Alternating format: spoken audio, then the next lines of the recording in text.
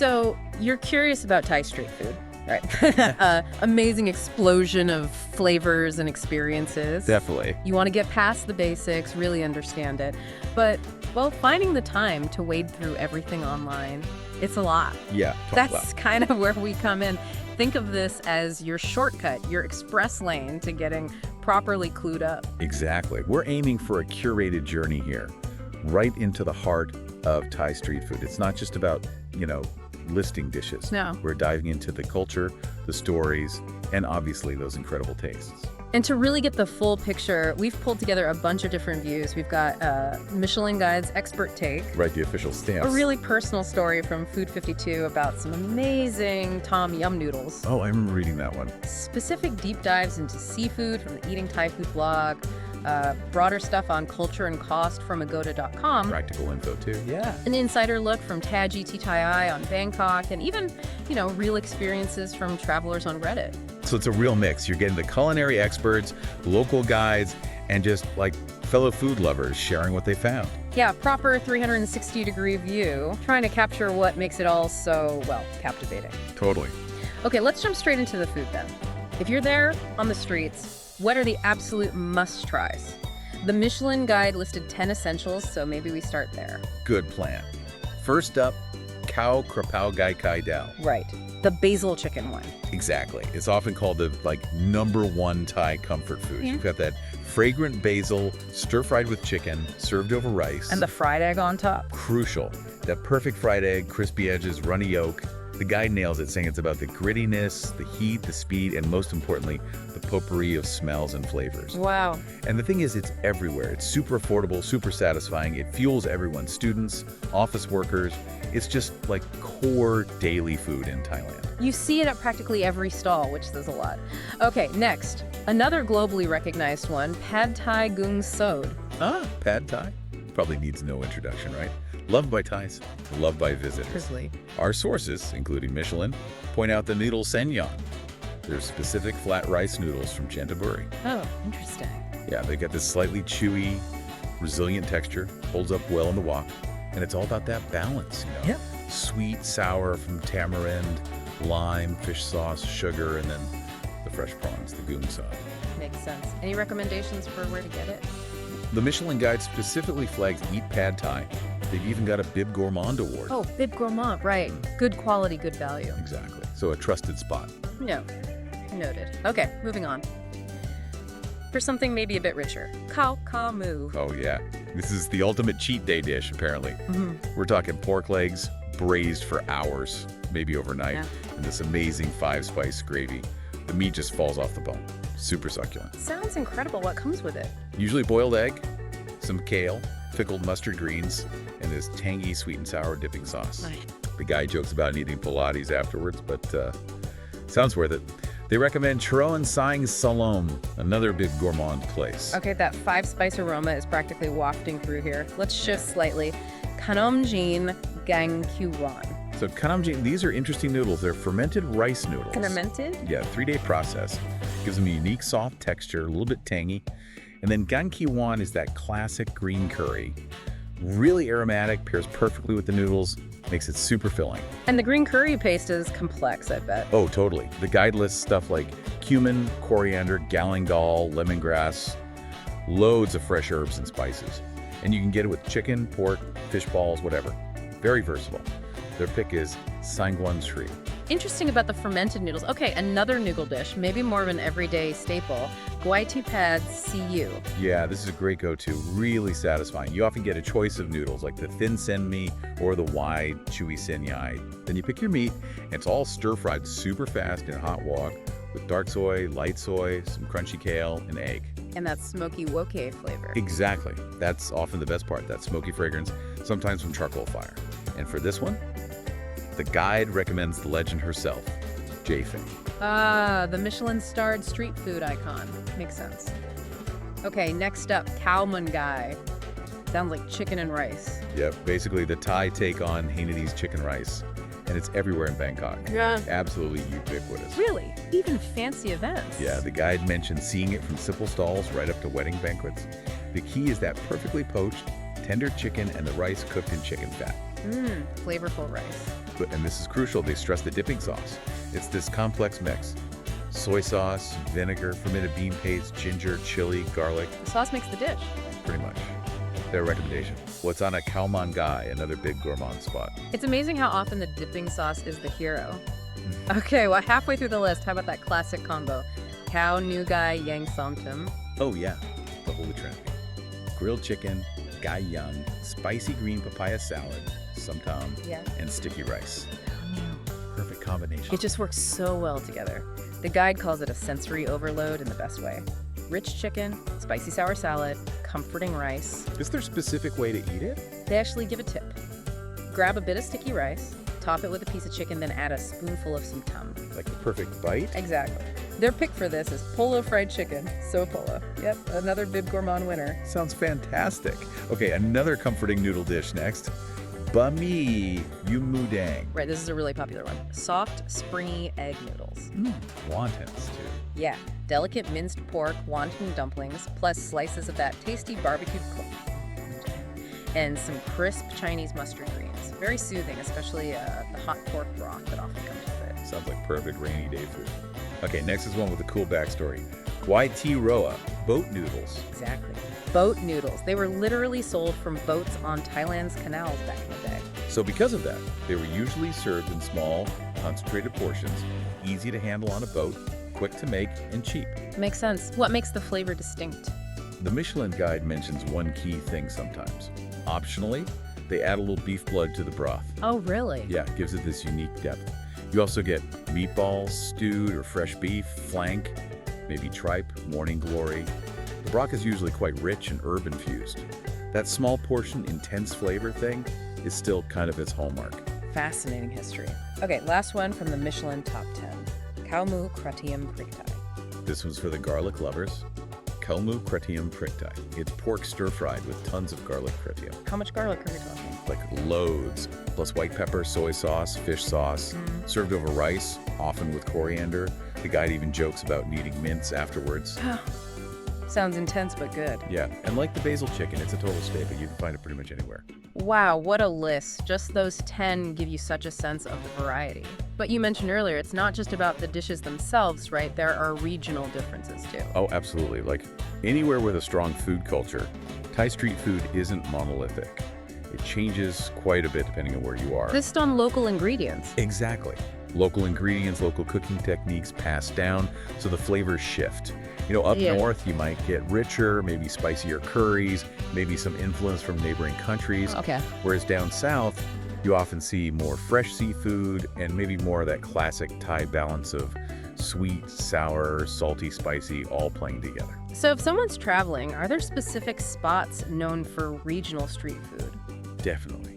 Chiang Mai, up north, is famous for its Sunday walking street market.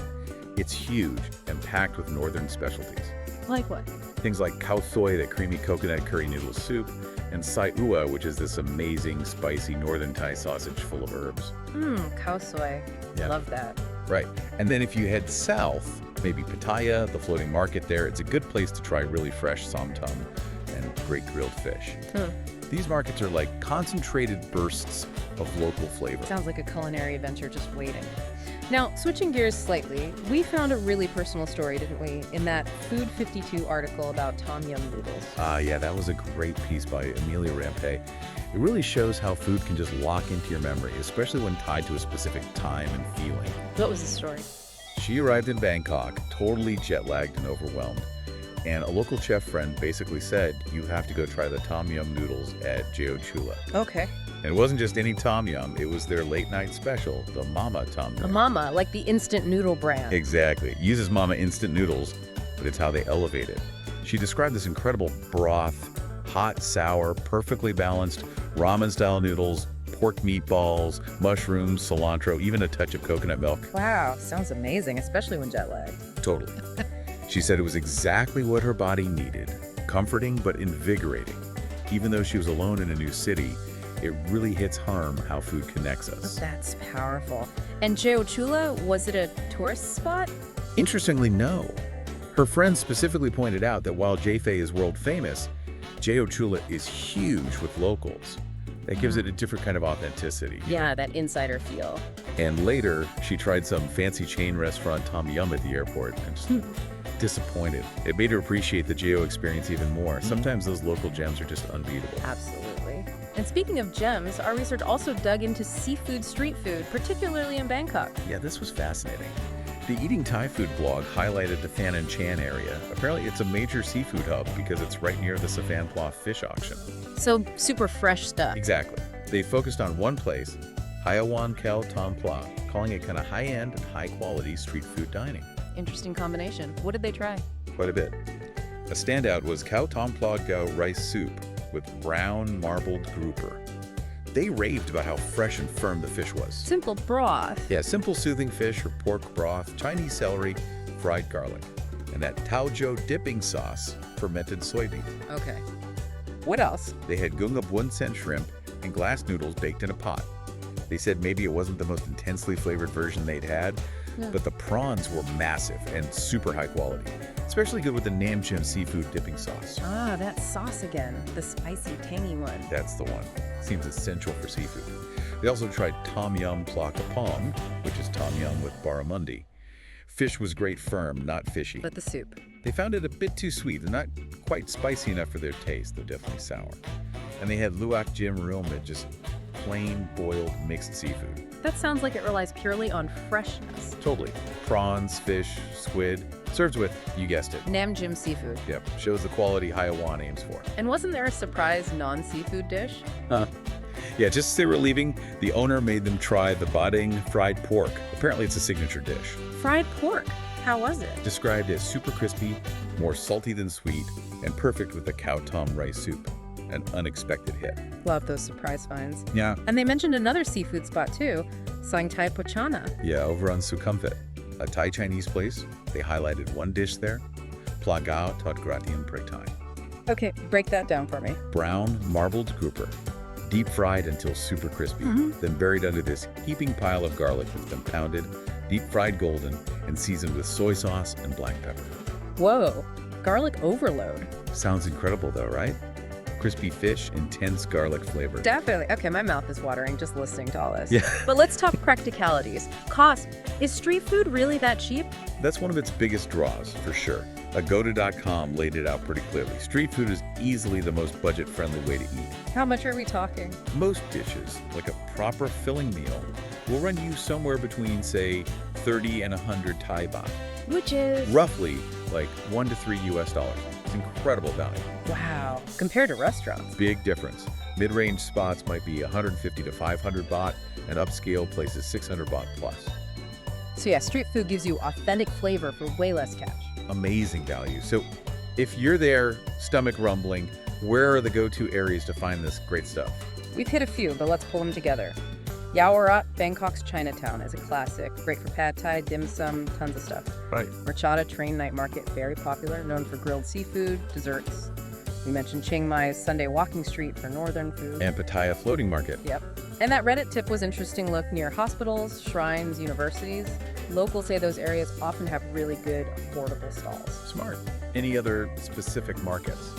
TAGTHAi also recommended Jodd Fairs in Bangkok as a more modern market with lots of great street food options. Plenty of places to explore.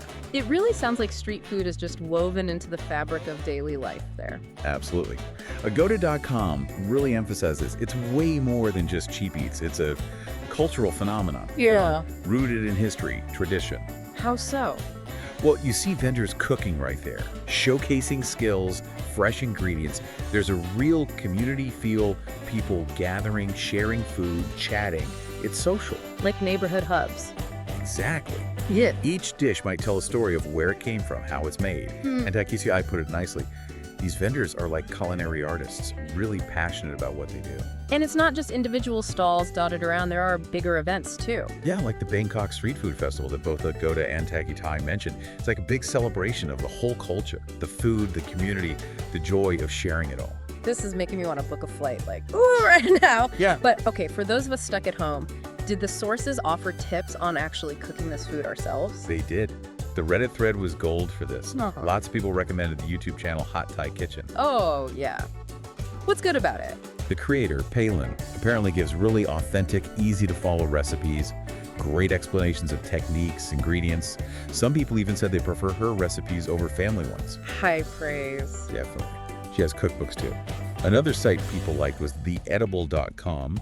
They mentioned good recipes for chicken basil and chili fish sauce specifically, and an Instagram account @MakeBistro for inspiration. Good online resources then. What about actual cookbooks? Thai Food by David Thompson came up as like the Bible for serious cooks, but maybe some obscure ingredients, potentially hard to find outside Thailand. That's where Hot Thai Kitchen is helpful again. Apparently she's good with substitutions. Makes sense. Any key ingredients people mention needing? Lemongrass, mecroot lime leaves, kaffir lime leaves, shrimp paste, good fish sauce. Those kept popping up. Got it. Any other cookbook recommendations? Yeah, a few others. Kin Thai by John Chanchasak, Hawker Fare by James Syabout, and the Paspak books by Andy Ricker. And more YouTube. Yeah, for visual learners. Jinde, Aroy Due, and Plow Cooking, they have English subtitles. And Spoon Fork Heart, which is English content from someone Thai based overseas. That's a great list for aspiring home cooks. Yeah. Okay, one last little cultural thing from Reddit, the word farang. Yeah. It's the common Thai word for a foreigner, especially a white foreigner. Someone on Reddit asked about visitors using it. Yeah. The user kind of joked that in their experience, hearing farang sometimes felt a bit tongue-in-cheek, maybe playing on Western ideas about what's spicy or exotic. Just a quick observation on cultural interactions, really. Interesting little point. Well, wow.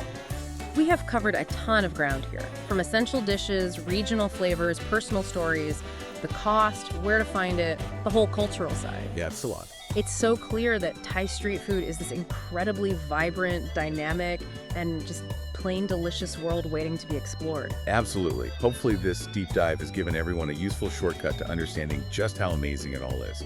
So as we wrap up this journey, here's something to think about. How does that simple act, eating street food in a place like Thailand, do more than just fill your stomach? How does it connect you to the culture, the history, the people? And maybe, what does reflecting on that tell us about our own food traditions, the ones we grew up with, and the stories they carry? Deep thought there. Maybe it inspires you to find a local Thai place, try cooking a dish using those resources we talked about, or hey, maybe even start planning that trip. You never know. Thanks for taking this deep dive with us.